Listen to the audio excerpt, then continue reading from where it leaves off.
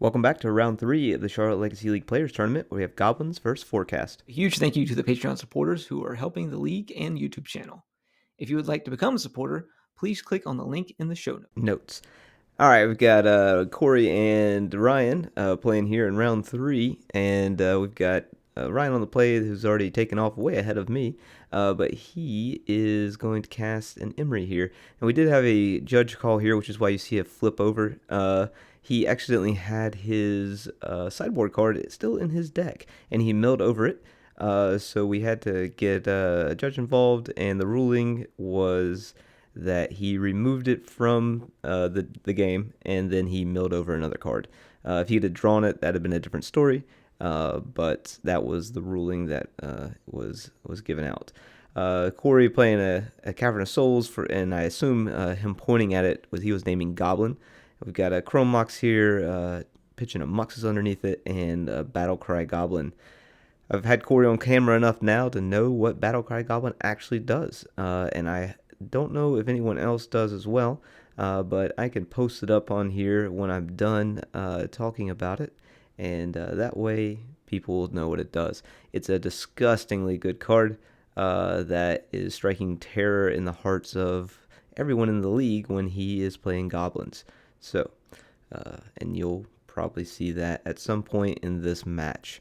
So, Ancient Tomb over on his side. Ryan played a Saga and just kind of didn't do shit.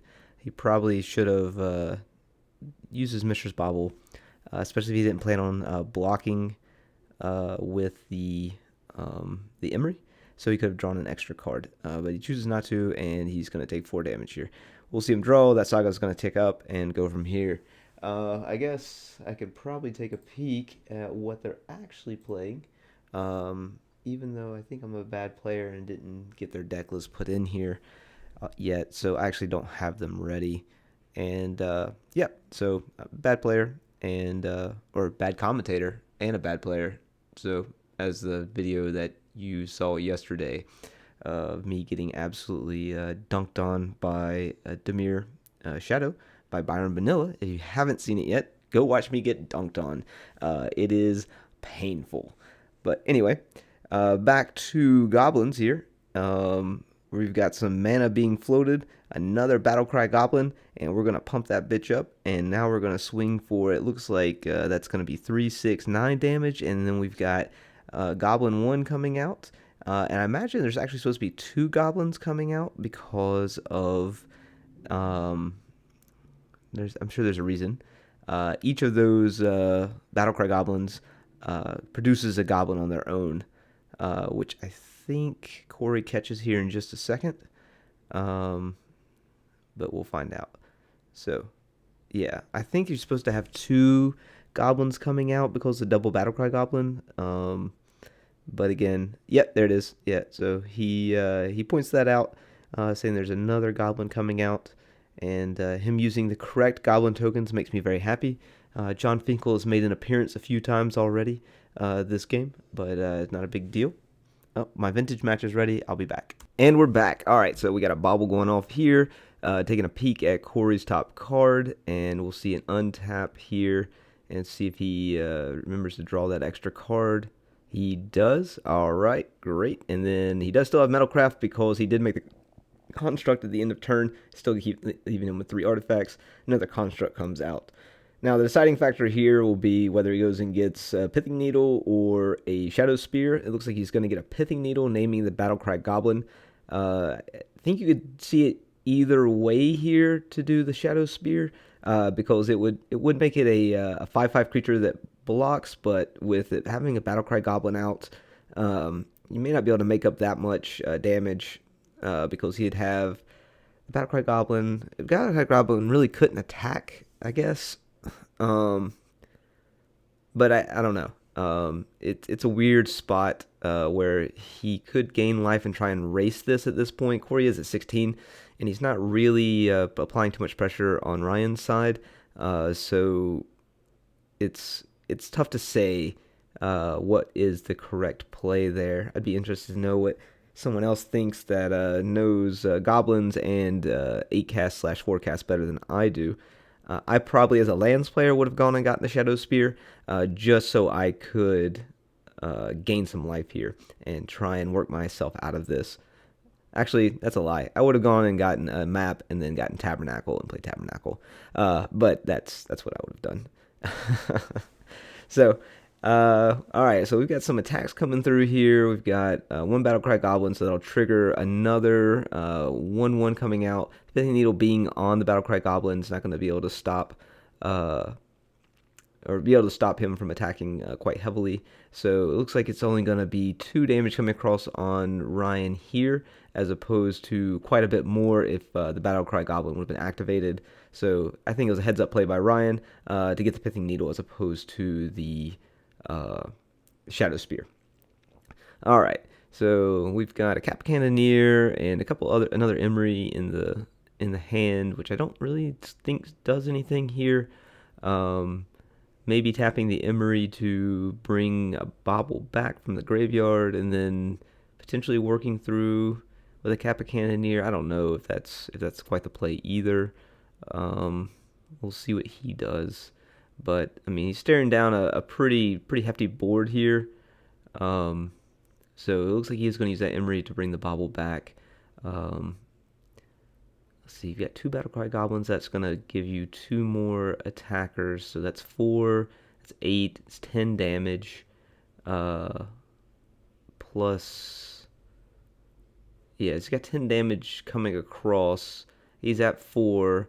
He has 3 blockers. I don't think he can actually, yeah, it's kind of tough here with taking the 2 damage um, from the Ancient Tomb there. So tough beats there, I think, just because the Battlecry Goblins are going to spawn 2 more Goblins here, allowing him to do it. So looks like we've got the attack, and yeah, Ryan sees it and backs it up. We'll see you in game number 2. If you've been enjoying our content, please be sure to like, subscribe, and leave a comment below.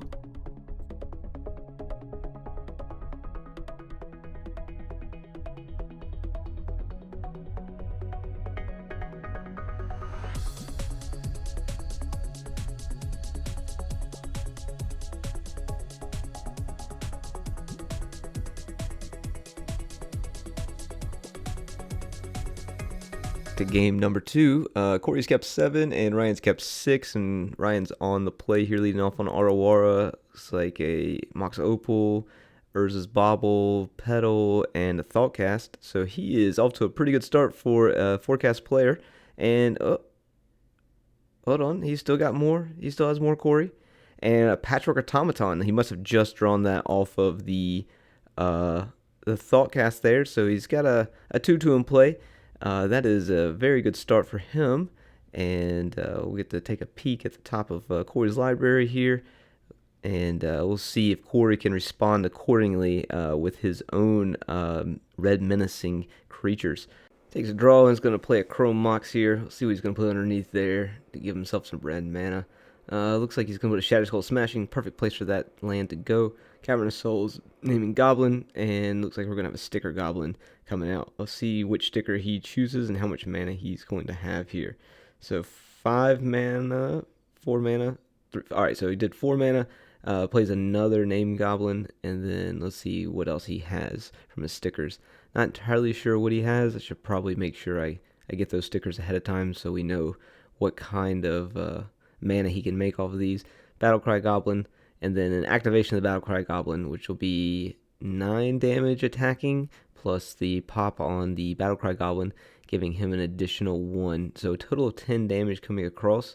Ryan's going to block that Battlecry Goblin to get it out of here, so he can't activate it again. So he'll take 7 damage this turn. Man, that is a incredibly great start for the Goblins deck, especially for how good of a start Ryan had off of his go-ahead. So we got a Bobble. We got 2 Bobbles here, so it looks like you probably only want to use 1 maybe, just so he keeps Metalcraft on, but maybe he's just trying to dig for an answer here. Corey tosses him a Ringleader. Not able to cast that this turn, but he can still attack again for 5 if he doesn't have anything else going on, which he does. Ryan down to 8 now. Corey passes back over. See if Ryan can dig out of this at all. He picks up an 8 cast, so he does have a way to cast that. It's going to cost him 2 mana with 3 artifacts out.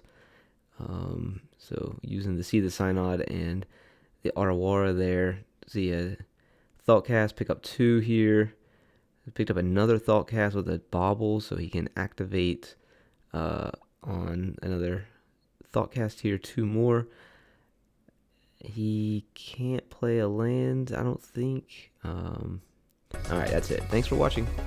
If you've been enjoying our content, please be sure to like, subscribe, and leave a comment below.